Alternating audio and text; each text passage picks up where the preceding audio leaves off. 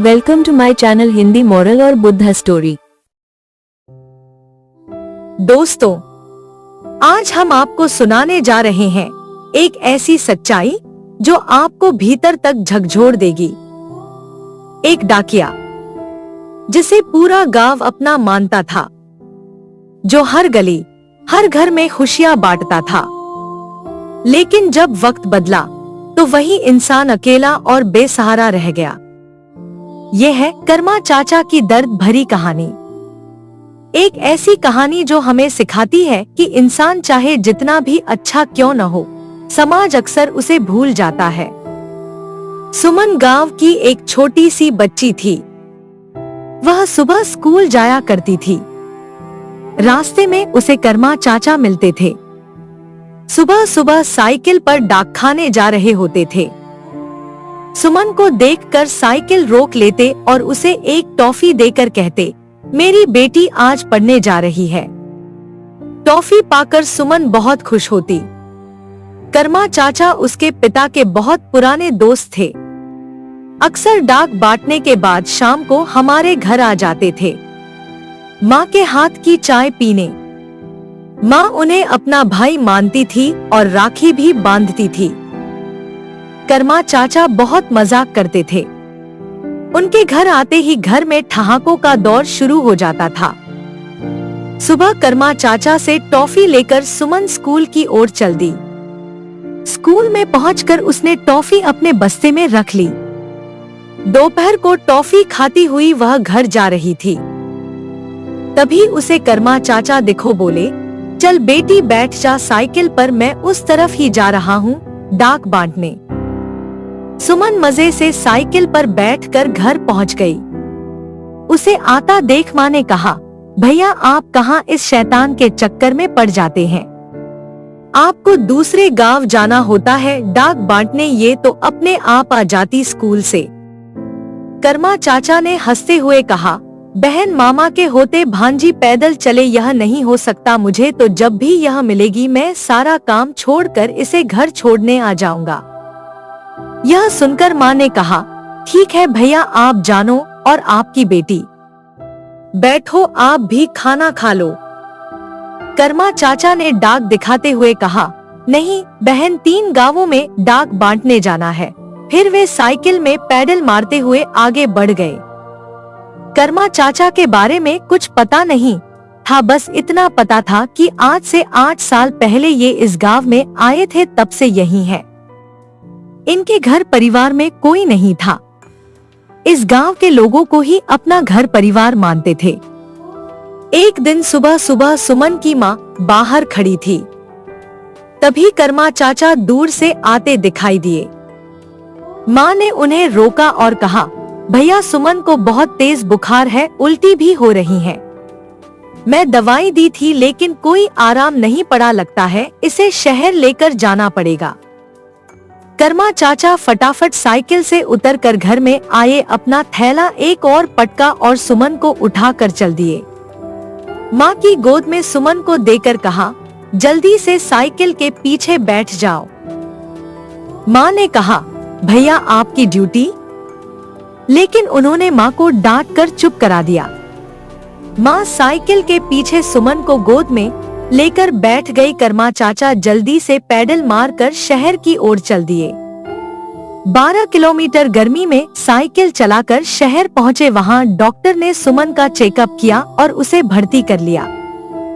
3 दिन तक सुमन का इलाज चलता रहा, लेकिन कर्मा चाचा 1 मिनट के लिए भी उसे छोड़कर नहीं गए। माँ, पिताजी और कर्मा चाचा तीनों सुमन के पास बैठे रहे। तीसरे दिन सुमन की कुछ तबीयत कुछ संभली तो वह घर जाने की जिद करने लगी। माँ पिताजी गाड़ी करके उसे घर ले आए। कर्मा चाचा पीछे पीछे साइकिल पर आ गए। जब 3 दिन बाद कर्मा चाचा डाकखाने पहुँचे तो उनके बड़े बाबू ने उन्हें खूब डांटा। बहुत सारी डाक और मनीडर पड़े हुए थे। 10-10 घंटे साइकिल चलाकर उन्होंने कई दिनों तक ये डाक बांटी। इतनी मेहनत करके भी दिन में एक बार सुमन से मिलने जरूर आते थे। सुमन का पूरा परिवार उनका बहुत एहसान मानता था। कर्मा चाचा पूरे गांव में हर किसी को अपना परिवार मानते थे। हर काम में ऐसे लग जाते जैसे ये उन्हीं का परिवार है। धीरे धीरे सुमन बड़ी हो गई। उसके पिता उसके लिए लड़का देखने लगे। एक दिन सुमन का रिश्ता पक्का हो गया। उस दिन वह कर्मा चाचा से लिपटकर बहुत रोई थी।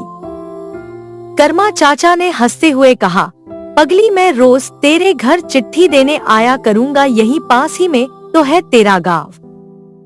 यह सुनकर सुमन हंस पड़ी। सुमन की शादी के लिए कर्मा चाचा ने डाकखाने से पूरे सप्ताह की छुट्टी ली थी। वैसे इसके लिए उन्हें लगभग 1 महीने तक ज्यादा मेहनत करनी पड़ेगी और पैसे भी कटेंगे। पूरी शादी पिताजी और गांव वालों के साथ कंधे कंधा मिलाकर कर्मा चाचा ने काम करवाया। माँ का कोई भाई नहीं था तो भात की रस्म भी कर्मा चाचा ने निभाई। सबके लिए उपहार लाए, साथ में सबको भेंट भी दी।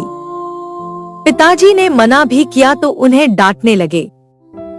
सुबह सुमन की विदाई होने वाली थी। वह अपनी माँ से, पिता से, बाकी सहेलियों और रिश्तेदारों से मिलकर रो रही थी। लेकिन कर्मा चाचा कहीं नजर नहीं आए। वो उन्हें याद करती रही। 1-2 आदमियों को उन्हें ढूंढने भेजा भी, लेकिन वे कहीं नहीं मिले। सुमन के मामा शायद उसको विदा होते नहीं देख सकते थे, इसलिए कहीं छिप गए थे। कुछ दिन बाद जब सुमन घर आई तब कर्मा चाचा मिलने आए, लेकिन वो गुस्सा होकर बैठ गई। बहुत कोशिश करने पर बड़ी मुश्किल से मानी थी। कुछ दिन बाद सुमन अपने ससुराल में व्यस्त हो गई। इसी तरह कई साल बीत गए। इसी बीच सुमन के पिता का देहांत हो गया। सुमन जब गांव पहुंची तो कर्मा चाचा से लिपटकर बहुत रोई। कर्मा चाचा भी अब बूढ़े हो गए थे। कई साल बाद सुमन अपने 5 साल के बेटे को लेकर गांव गई। वह अपनी मां से मिलकर सीधे डाकघर की ओर चल दी, कर्मा चाचा से मिलने। लेकिन जब वहां पहुंची तो वहां कोई नया डाकिया बैठा डाक संभाल रहा था। यह देखकर सुमन घर वापस आ गई।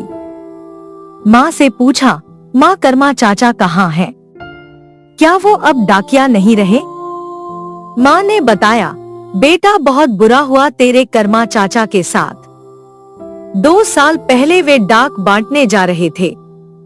तभी कुछ लोगों ने उनके मनी ऑर्डर के पैसे छीन लिए और उन्हें मारा भी। रकम ज्यादा थी, जमींदार के बेटे ने भेजे थे। जमींदार ने गांव वालों के साथ मिलकर सारा इल्जाम कर्मा चाचा के ऊपर लगा दिया। उनकी नौकरी चली गई, साथ ही न अब पेंशन मिलेगी न कुछ और मिलेगा। अब वो गांव के बाहर मंदिर के पीछे एक खाट पर पड़े रहते हैं। कोई कुछ दे जाता है तो खा लेते हैं। मैंने बहुत कोशिश की कि वे हमारे घर आ जाए, लेकिन वे नहीं माने। बोले, सुमन के पिता होते तो जरूर आता, बहन पर बोझ नहीं बन सकता। सुमन भागती हुई कर्मा चाचा के पास गई। उसने देखा एक टूटी हुई खाट पर डाकिये की फटी पुरानी वर्दी पहले कर्मा चाचा लेटे हैं। हंसते मुस्कुराते हुए चेहरे की जगह झुर्रियों से भरा सूखा सा चेहरा, आंखों के नीचे काले गड्ढे। सुमन उनके पास गई तो डांटते हुए बोले, भाग यहाँ से, यहाँ मत आ, मुझे टीबी है, तुझे लग जाएगी। सुमन डर गई। वह दूर से कर्मा चाचा को देखती रही। कर्मा चाचा कुछ देर देखते रहे, फिर बोले, जा बेटी, मैं तो अब तुझे टॉफी भी नहीं दे सकता। मेरे पास आने की कोशिश भी मत करना। सुमन रोती हुई वापस आ गई। कुछ देर माँ के पास बैठकर रोती रही, फिर वापस ससुराल चली गई। कुछ दिन बाद उसकी माँ मिलने आई तो उन्होंने बताया, कर्मा चाचा अब नहीं रहे। एक जिंदादिल इंसान जिसने सबकी भलाई की, उसका ऐसा अंत। सबकी खुशियों की डाक बांटने वाला खुद अकेला रह गया था। कर्मा चाचा अब इस दुनिया में नहीं रहे, लेकिन उनकी यादें आज भी उस गांव के लोगों के दिलों में जिंदा है। उन्होंने हमें सिखाया कि रिश्ते खून से नहीं बल्कि दिल से बनते हैं, और ये भी कि हमें अपने आसपास ऐसे निस्वार्थ लोगों की कदर करनी चाहिए, क्योंकि जब वो चले जाते हैं तब सिर्फ अफसोस ही रह जाता है। अगर आपको यह कहानी अच्छी लगी हो तो इसे दूसरों के साथ जरूर शेयर कीजिए, क्योंकि हो सकता है आपकी एक शेयर किसी के दिल को छू जाए।